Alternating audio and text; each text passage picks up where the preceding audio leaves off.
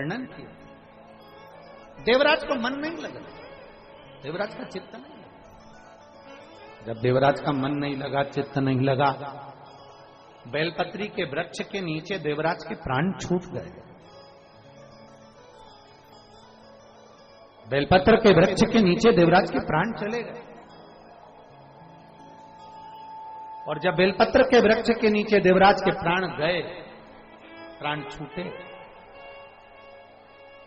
देवराज के प्राण जब चले गए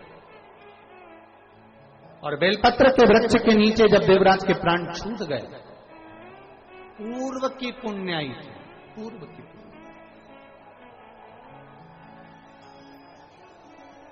कोई पुराने समय का हमारा पुण्य हुआ, जिसकी पुण्याई इतनी प्रबल होगी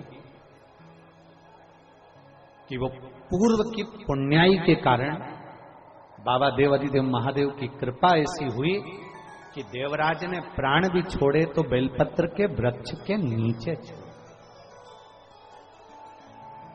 बेलपत्र के वृक्ष के नीचे प्राणों को कुछ पुण्याई पूर्व की, कुछ हमारे जीवन का अच्छा किया होगा, कुछ हमने हमारी जिंदगी में कुछ अच्छा कर्म किया होगा, कुछ श्रेष्ठ कर्म हमने हमारे जीवन में किया होगा, तो आज हम और आप प्रयागराज की पवित्र भूमि पर विराजमान हुए। ये पूर्व का पुण्य। वो एक लाइन कहते हैं ना कि कोई पिछले जन्म के अच्छे कर्म मुझे बाबा, कोई पिछले जन्म के अच्छे कर्म मुझे बाबा तेरा साथ, जहाँ सारी दुनिया झुकती है, सारी दुनिया झुकती है, जहाँ सारी दुनिया झुकती है, मुझे वो आली दरबार मिला, दरबार मिला। कोई पिछले जन्म के अच्छे कर्म मुझे बाबा तेरा साथ। हमारा पूर्व का समय, हमारा पिछला कुछ अच्छा पुण्य प्रबल हो गया, हम कथा में पहुंच गए, हम प्रयाग पहुंच गए, देवराज के जीवन का कोई पुण्य प्रबल हो गया, देवराज बेलपत्री के वृक्ष की छांव में पहुंच गया, प्राण छूट गए। प्राण छूटे, माता के पुण्य थे, देवाधिदेव महादेव नंदी लेकर आ गए और देवराज को लेकर कैलाश धाम तक चले गए। ये पूर्व का पुण्य था उसका, पूर्व का। कोई अच्छी जगह पहुंच जाओ, अच्छी जगह पर चले जाओ, अच्छी जगह आप लग जाओ, अच्छी जगह आप पहुंच जाओ, तो समझ लो कि आपके कहीं पूर्व के पुण्य प्रबल हुए होंगे, जो आप अच्छी जगह पर पहुंच गए, आप अच्छी जगह पहुंचे हो। और मेरी जीजियों और मेरे जीजाओं, एक बात मेरी बेटियों, बेटाओं और मेरी माताओं, मेरे भाई, अपनी बुद्धि में उतार कर रखना।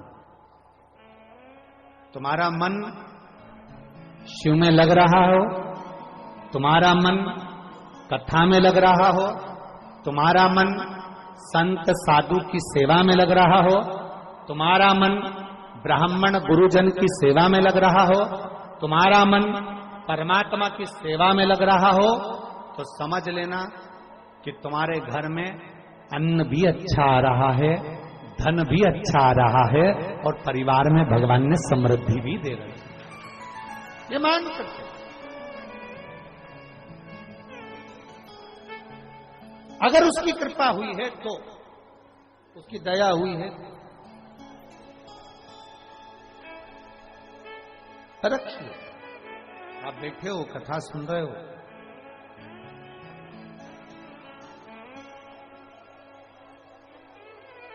ऐसा कोई संसार में नहीं जन्मा जिसकी जिंदगी में सुख दुख नहीं आए। बड़े से बड़ा संत भी होए ना, और कोई हमारे सामने आकर कह देना कि मैं दुखी नहीं हूं, जैसा शरीर आपका है वैसा शरीर सीवर वाले महाराज का है। जो भोजन आप करते हो वही भोजन हम करते हैं। माता के गर्भ से जन्म आपका भी हुआ है और हमारा भी हुआ। संसार में अगर भगवान राम भी आए तो उनकी जिंदगी में उनको भी दुख आया। भगवान कृष्ण का भी प्रागट्य हुआ तो उनकी जिंदगी में उनको भी दुख आया।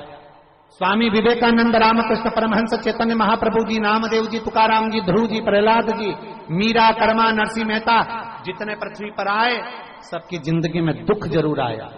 ये मत सोचना कि आपकी जिंदगी में दुख नहीं आएगा, पर इतना याद रखना कि अगर दुख आएगा और तुमने अगर एक लोटा जल महादेव को चढ़ाया है तो मेरा बाबा तुम्हारा वो दुख जल्दी काट कर सुख का जीवन भी वापिस लाए।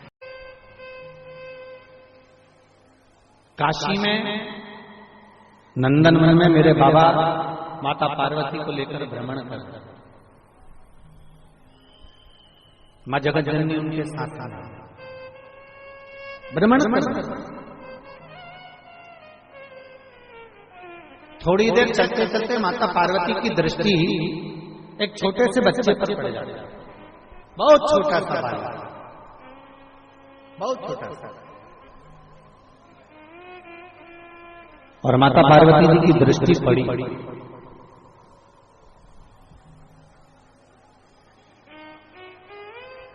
और माता पार्वती जी ने देवादिदेव महादेव से कहा, ये छोटा सा बच्चा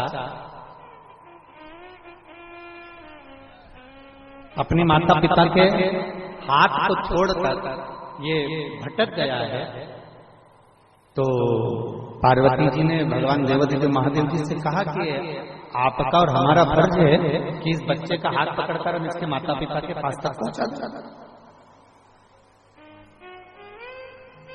अगर ये बालक भटक गया है तो इस बालक को हाथ पकड़कर हम इसके माता पिता तक पहुंचाएं, ये हमारा फर्ज है। माता पार्वती जी ने जब भगवान देवादिदेव महादेव से कहा, भगवान शिव जी से जब कहा, बाबा देवादिदेव महादेव कुछ देर के लिए मौन हो गए, चुप, एकदम उनके कोई शब्द नहीं निकलते।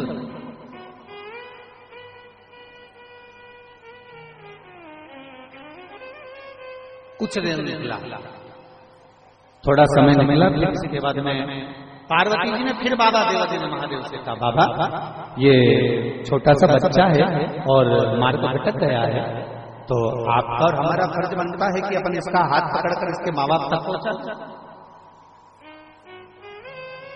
शिव जी कुछ नहीं, मौन। थोड़ी देर बाद पार्वती जी क्या देखती है, थोड़ी देर तक तो बच्चा रोया, थोड़ी देर तक तो वो बच्चा बिलखा। थोड़ी देर बाद माता पार्वती जी ने क्या देखा कि वो बच्चा बिलख रहा था, रो रहा था, और थोड़ी देर बाद वो बच्चा उठा और राह ढूंढते ढूंढते ढूंढते ढूंढते ढूंढते ढूंढते कुछ समय में वो अपने माँ बाप के पास में पहुंच गया। अब शिव जी ने तुरंत पार्वती मैया का इशारा करा और इशारा कर कहा, देखो पार्वती, ये बालक अपने माता पिता के पास पहुंच गया। ये बालक अपने माता पिता के पास पहुंच गया। पार्वती देखिए आप, पार्वती जी ने जो देखा तो पार्वती जी कहती है, गजब की बात प्रभु, ना तो हमने इसको मार्ग बताया, ना हम इसका हाथ पकड़कर लेकर गए, और ना हम इसको हाथ पकड़कर वहां तक हम पहुंचा पाए, और ये अपने माँ बाप के पास पहुंच गए।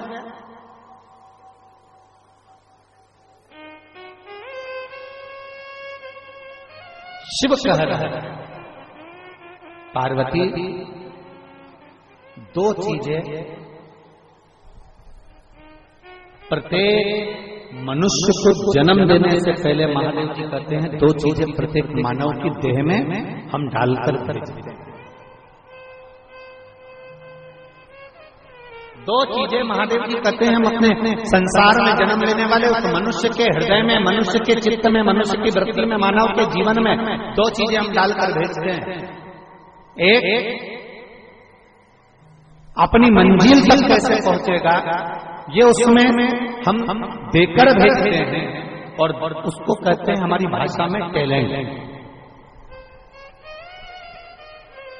एक ऐसा हुनर, ऐसा टैलेंट परमात्मा देकर भेजता है कि आप उस टैलेंट के बल पर, आप अपने हुनर के बल पर, आप अपनी योग्यता के बल पर, आप अपने कर्म के बल पर, आप अपनी विद्वत्ता के बल पर आप उस मंजिल तक पहुंच सकते हो जहां तक आपको जाना है। और शिव जी कहते हैं पार्वती, दूसरा प्रत्येक मानव की देह में भेजता हूं भक्ति, कि वो अगर हृदय से भक्ति को धारण करेगा तो मुझ तक पहुंच जाएगा। एक मंजिल तक पहुंचना और एक परमात्मा तक पहुंचना, ये दो चीजें परमात्मा देकर भेजते हैं। ये दो चीजें मेरे परमात्मा देकर भेजते हैं। एक हमें जिस मंजिल तक जाना है वो परमात्मा ने हमको एक अच्छा टैलेंट देकर भेजा है, अच्छा ज्ञान देकर भेजा है। बस उसको थोड़ा सा हमें निखारना है, थोड़ा सा हमको उसको देखना है कि आखिर वो है हमारे भीतर ऐसा कौन सा हुनर है, हमारे भीतर ऐसा कौन सा वो तत्व छुपा हुआ है जिसके बल पर हम अपनी मंजिल तक पहुंच सकते हैं।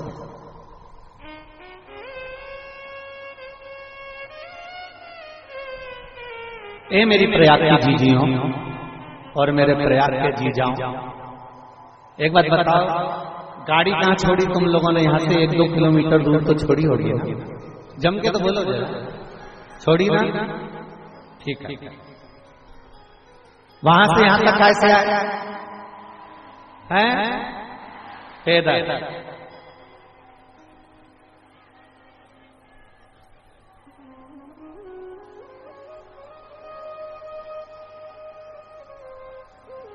तुम्हें विश्वास था कि तुम कथा स्थल तक पहुंच जाओगे? काय पर विश्वास था? अपने आप पर कि अपने पांव पर? अपने पैर पर तुम्हें विश्वास था। ऊपर वो लोग कह रहे थे कि गुरुजी हमें एक बात समझ में नहीं आती, आप किस पे भरोसा करते हो? डमरू वाले पर विश्वास करते हो कि मुरली वाले पर विश्वास करते हो? आप किस पे विश्वास करते हो? हमने कहा कि ये जितना यहाँ ये कथा में आए हैं ना, पोटला वाले बैग ले लेके और सिर से अपना अपना पोटला, बिस्तर, दरी, चादर सब ले लेकर जो आए हैं ना, ये किसी डमरू वाले से और मुरली वाले से कम नहीं है। इनका विश्वास बड़ा।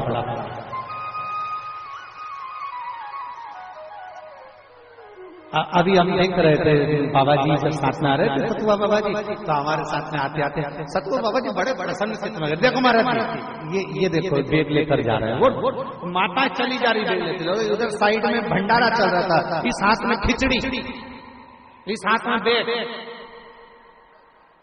और पीछे छोरा बच्चा, वो मम्मी की साड़ी पकड़ा हुआ, और उसके हाथ में आइसक्रीम पीले कलर का।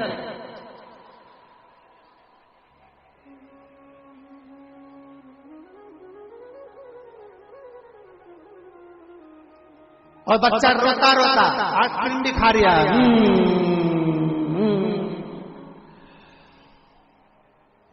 और माँ एक हाथ में खिचड़ी, एक हाथ में पैर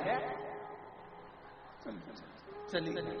अब वो सतुआ बाबा जी बड़े खुश होते हुए, महाराज कितना सुंदर दृश्य है कि एक तरफ तो भगवान शिव के प्रति का विश्वास है, एक तरफ तो भगवान शंकर के प्रति उनका भरोसा है, और दूसरी तरफ अपने बच्चे को भी साथ लेकर और हाथ में खिचड़ी और वेद साथ में लेकर भगवान शंकर की ओर बढ़ते चले जा रहे हैं। हमने सतुआ बाबा जी से कहा कि जितना जितना ये शिव की ओर बढ़ रहे हैं, उतना उतना देवाधिदेव महादेव उनकी ओर बढ़ रहे हैं,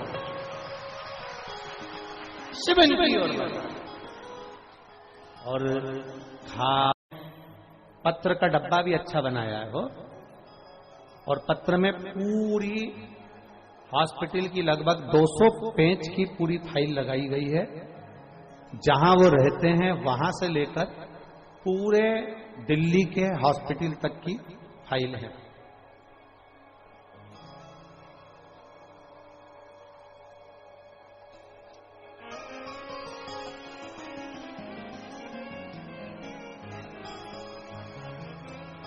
मेरा नाम शिव केसरवानी है, बेटी दिया केसरवानी, अशोक सुंदरी, पता 140 R3 M2 Beniganj Prayagraj 211016 UP। Mobile number ये है। कहीं बैठी हैं? कहीं बैठी हो तो हाथ हिला सकती हैं। अगर कहीं बैठी हो तो हाथ हिलाएं। मेरा नाम है शिव केसरवानी। कहाँ है? अच्छा उधर है। बच्ची आई है बाबू साथ में? हाँ ले आओ इसको, ले आओ इसको। मेरा नाम शिव केसरवानी है, दिया केसरवानी। पता है 140 R3 M2 Beniganj Prayagraj Uttar Pradesh. Mobile number ये है। गुरुदेव में पूरे डॉक्टरों की फाइल आपको लगाकर भेजा हूं। मेरी बेटी 9 महीने की थी तब उसको नॉर्मल इन्फेक्शन हुआ था और प्रयागराज के दामिनी अस्पताल में उसको एडमिट किया गया था, जहां 3 दिनों तक बेटी का स्वास्थ्य ठीक नहीं हो पाया। तो हमें खबर करी गई कि इस बेटी को आप कोई दूसरे हॉस्पिटल में ले जाएं। हम जागृति अस्पताल में लेकर गए प्रयागराज के, फिर वहां पर एडमिट किया। वहां पर भी डॉक्टरों ने चेकअप करा, उनसे जितना बना उन्होंने किया। उसके बाद मालूम पड़ा बेटी की जब जांचें करी गई तो लीवर पूरा डैमेज हो चुका था, 90% काम कर रहा था। लीवर जब पूरा खराब हो गया तब डॉक्टरों ने कहा कि इस बच्ची को कैसे भी कोई बड़ी सिटी में ले जाओ। हम 16 मार्च 2023 को शाम 5 बजे आईसीयू से निकालकर उसको आईसीयू एम्बुलेंस से हम उसको दिल्ली ले गए। दिल्ली जब ले जाने का मन करा तो हमारा मन करा कि एक बार कानपुर में दिखाया जाए। हम कानपुर में बच्ची को दिखाने के लिए गए। वहां पर बच्ची की तबीयत और ज्यादा खराब हो गई। तबीयत खराब होने के बाद हम उसको यहां के एशियन हॉस्पिटल से निकालकर फरीदाबाद ले गए। फरीदाबाद के हॉस्पिटल से निकालकर 17 मार्च के दिन हम उसको रात को 3 बजे हॉस्पिटल से निकालकर फिर उसको दिल्ली की ओर लेकर गए और नोएडा के सेक्टर नंबर 27 में मेरी बेटी को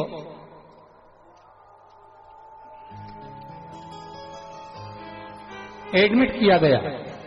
सुबह जब सीनियर डॉक्टरों ने बेटी को देखा तो उसका लीवर पूरा खराब हो चुका था और हम माता पिता से कह दिया गया था कि आप अपना लीवर इस बेटी को दे सकते हैं, लीवर ट्रांसप्लांट करना ही पड़ेगा। लीवर ने काम करना बंद कर दिया, डायलिसिस चालू हो गया। बेटी का डायलिसिस चलता रहा, तबीयत में आराम नहीं लगा। बेटी कोमा में चली गई और आईसीयू में पड़ी रही। बच्ची को 3 दिन कोमा में रखा, इसका होश नहीं आया। हम लोगों ने अपना लीवर देने की तैयारी कर दी, पर मालूम पड़ा कि आपकी कथा नोएडा में चल रही है। तब हम नोएडा में 20 मार्च 2023 को आपकी कथा में पहुंच गए। बेटी अंतिम सांसें गिन रही थी, हॉस्पिटल में पड़ी थी, उसका लीवर ट्रांसप्लांट होना था और हम नोएडा की कथा में घर का एक व्यक्ति जाकर आपसे बेलपत्री की गुहार करी, पर गुरुदेव भीड़ इतनी थी कि आपकी बेलपत्र नहीं मिल पाई। तब हम वहां से वापिस आए। फिर वापिस हम बेलपत्री के लिए दूसरे दिन फिर वापिस हम लोग नोएडा में चल रही कथा में पहुंचे। वहां पर आशीष भैया मिले। आशीष भैया से हमने कहा कि हमको व्यासपीठ की एक बेलपत्र दे दो आशीष भैया। आशीष भैया ने व्यासपीठ की बेलपत्र उतार कर हमको दे दी। हम उस समय रो रहे थे। हमारी बेटी अंतिम सांसें गिन रही थी, उसका लीवर ट्रांसप्लांट होना था, उसका डायलिसिस चालू हो चुका था। अब हम करते क्या? आशीष भैया ने कहा बस इस बेलपत्र को ले जाओ, बाबा के भरोसे जाओ, श्री शिवाय नमस्तुभ्यम कहकर बेलपत्री को उसके पलंग के पास रख देना। हमने बेलपत्र को उसके पलंग के पास रखा। डॉक्टरों ने मना किया, फिर भी हमने उसको प्रणाम करके डॉक्टर को कहा कि इस बेलपत्र को रख दो। डॉक्टर के हिसाब से बेलपत्र रखी। 3 दिन के अंदर बेटी ने आंख खोल ली और बाबा की कृपा से अब उसका डायलिसिस भी बंद हो गया, उसका लीवर भी ट्रांसफर नहीं हुआ और बेटी हमारे साथ में यहाँ प्रणाम करने आई है। गुरुदेव अब हमारी बेटी बिल्कुल ठीक हो चुकी है, जिसका डॉक्टर ने एकदम मना कर दिया था। उसके दोनों फोटो लगा रहे हैं और बेटी को भी लेकर आए। ये 2 फोटो हैं। बेटी एक वेंटिलेटर पर पड़ी है, आप लोग उसको एलईडी पर देख रहे होंगे। जो बेटी वेंटिलेटर पर पड़ी है वो, और जब बेटी ठीक हो गई उसका भी फोटो लगाया है, जो बेटी यहां पर अभी मंच पर व्यासपीठ पर आएगी। बाबा की कृपा की सारी रिपोर्टें उन्होंने पूरी की पूरी रिपोर्ट यहां लगाई गई है। 200 पेज की रिपोर्ट है जो लगाई है। शिव के भरोसे